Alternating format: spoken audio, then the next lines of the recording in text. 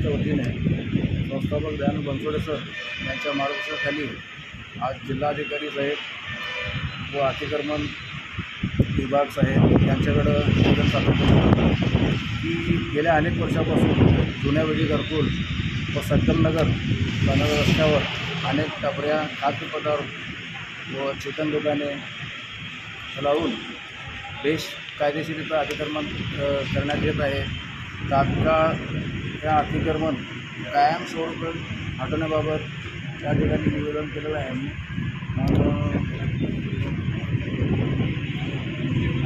ही कारवाई लवकरात लवकर करावी अशी बहुजन अभियान शहर युनियनच्या वतीनं मागणी आहे। या कारवाई न झाल्यास आम्ही येणाऱ्या काळामध्ये उपोषणही करू।